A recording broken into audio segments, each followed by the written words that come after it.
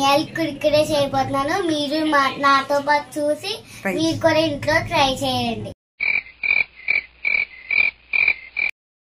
First మనం measurement cups తీసుకోవాలి. దేనికోసం ఇవి? మెజర్మెంట్ చేసుకుని రెసిపీ తయారు చేసుకోవాలి అన్నమాట. ఓకే, మన రెసిపీకి ఏమేం కావాలి చెప్పు మరి. ఫస్ట్ మనకి ఏం కావాలి అంటే రైస్ ఫ్లోర్ తీసుకోవాలి. హాఫ్ కప్ ఏది అందులో చూపి నాకు. హాఫ్ కప్ తీ అందులో ఫస్ట్ రైస్ ఫ్లోర్ తర్వాత తీద్దు గాని.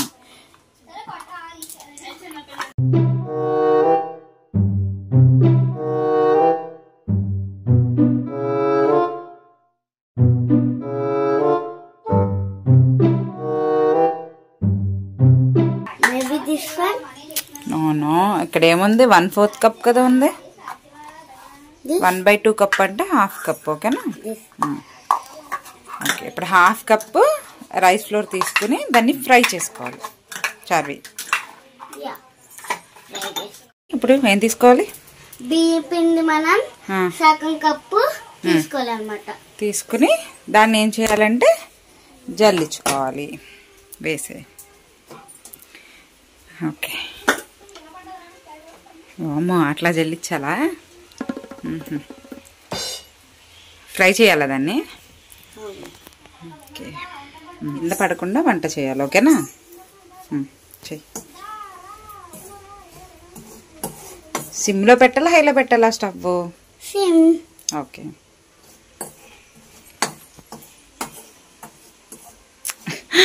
చాలు. నీ కాళ్ళు అందట్లేదా? ఏదన్నా వేసుకో మరి. ఏమైనా స్టూలేనా? ఫ్రై ఫ్రై ఫ్రై ఒక ఫ్రై చూడు, ఒక 5 minutes ఫ్రై చేసుకుంటే అయిపోతుంది. ఓకే, పచ్చి వాసన పోయేలా కమ్మగా వాసన వస్తుంది. అలా వచ్చే వరకు ఫ్రై చేసుకోవాలి.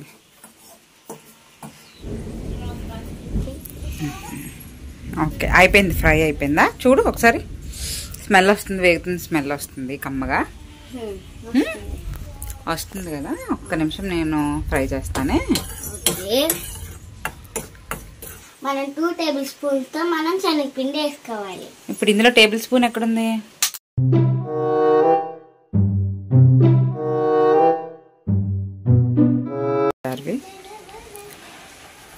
అదేనా? అది 1 tablespoon అని ఉందా? 1 TBSP అని ఉంటుంది. టేబుల్ స్పూన్ అంటే, టీ స్పూన్ అంటే TSP అని ఉంటుంది. 15 ml టీస్పూన్. 15 ml కాదు, ఇక్కడ 1 TBSP అని ఉంది చూడు. 1 TBSP. దాంతో ఏం చేయాలి ఇప్పుడు? శనగపిండి వేసుకోవాలి. ఎన్ని? 1 స్పూన్ వేసుకోవాలా? 2? 1 స్పూన్. 2 స్పూన్స్ శనగపిండి వేసుకోవాలి. ఫస్ట్ ఈ వేపిన బియ్యం పిండి అంతనే ఒక బౌల్లోకి వేసుకోవాలి.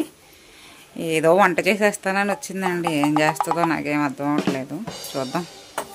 చెప్పు, ఏం చేస్తున్నావు ఇప్పుడు? మైదా పిండా? మైదా పిండి అది?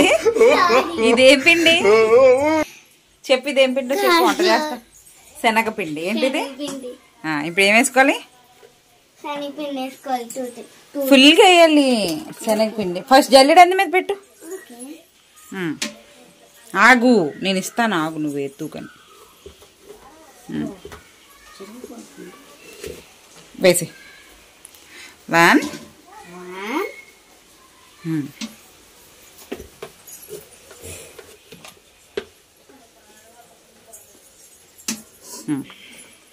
2. ఓకే,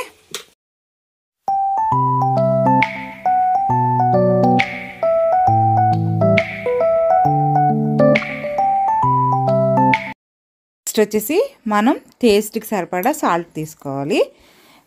అందులో చిన్ని స్పూన్ ఉంది కదా, దాంతో తీసుకో. Okay, very good. అంతొద్దు చార్వి, కొద్దిగా తీసేసే.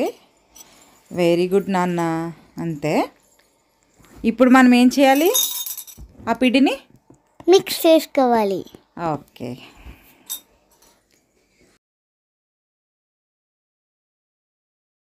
ఈ చార్వి యూట్యూబ్లో చూసిందండి. వాళ్ళు చెప్పిన మెజర్మెంట్ ప్రకారం ఫస్ట్ పిండి తీసుకున్నాం, అది చాలా తక్కువ క్వాంటిటీ అయ్యింది. సో అందుకని చెప్పి అన్నీ డబల్గా తీసుకున్నాం అనమాట.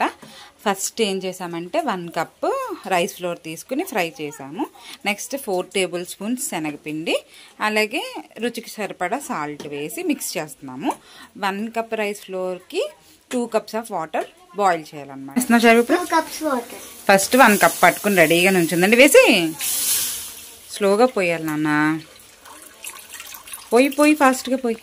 సరే కదా, బాయిల్ అవుతున్నాయి. ఇంకొంచెం బాయిల్ అయితే మనం కలిపేసుకోవచ్చు. ఇలా బబుల్స్ వచ్చి కొంచెం మరగాలన్నమాట.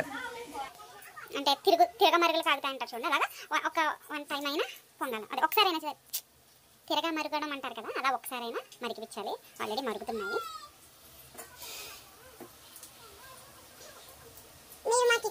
ఏమో మేమైతే ఇది యూట్యూబ్లో చూసి చేసేస్తున్నాము ఈ రెసిపీ. అది ఎలా వస్తుందో ఏంటో మనకి తెలదు. అది కానీ తేడాగా రావాలి మా చారీ పని ఉంటుంది అనమాట నా చేతుల్లో.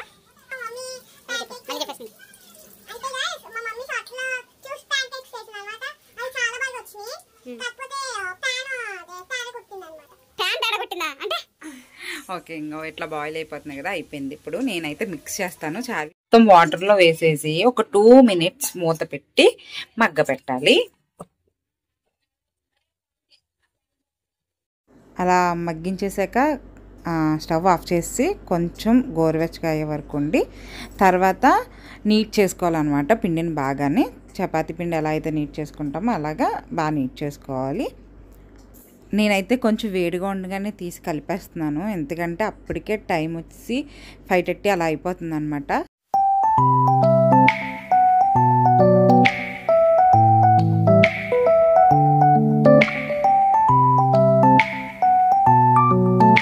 నీట్గా ఇప్పుడు చార్వి కుర్క్రేస్ చేస్తుంది. చేసేవే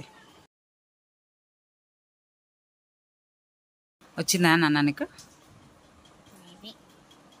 సరిపెట్టు, ఎలా వస్తా అలా మెల్లి తిరిగి ఉన్నా నాదే అంటారు కదా. ఇంకా చిన్న బాల్స్ తీసుకున్నా.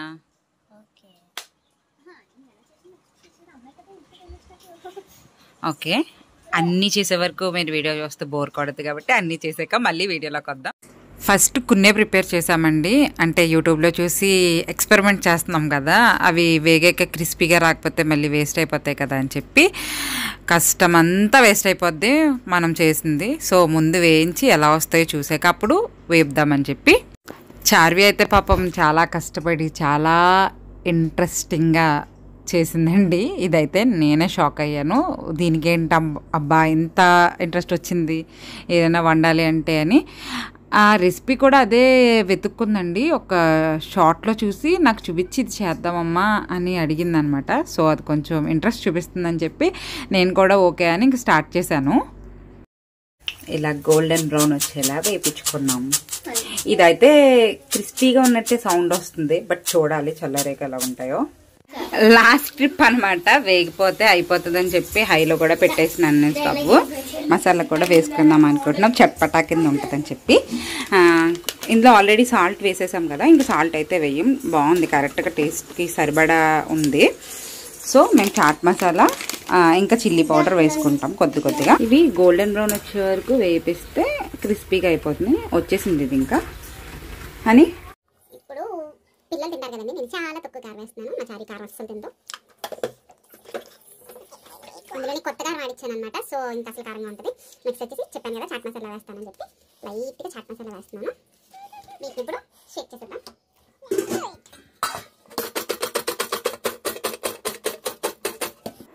వీళ్ళు ఇప్పుడు వీటిని టొమాటో సాస్తో తింటారటండి. సో నీట్గా ఒక ప్లేట్లో వేసేసి టొమాటో సాస్ వేసి ఇచ్చేస్తాను. ఈ టోటల్ రెసిపీ అంతట్లో ట్విస్ట్ ఏంటంటే, లాస్ట్ ట్రిప్ వేపినప్పుడు మా ఇన్వర్టర్ ఛార్జింగ్ అయిపోయింది అనమాట. ఫుల్ పవర్ కట్, లైట్ కూడా లేదు. మేము సెల్ టార్చ్ ఆన్ చేసి ఈ పనులన్నీ చేసామన్నమాట. అంటే బాగా వర్షం వచ్చి ఆ రోజు పవర్ రాలేదు.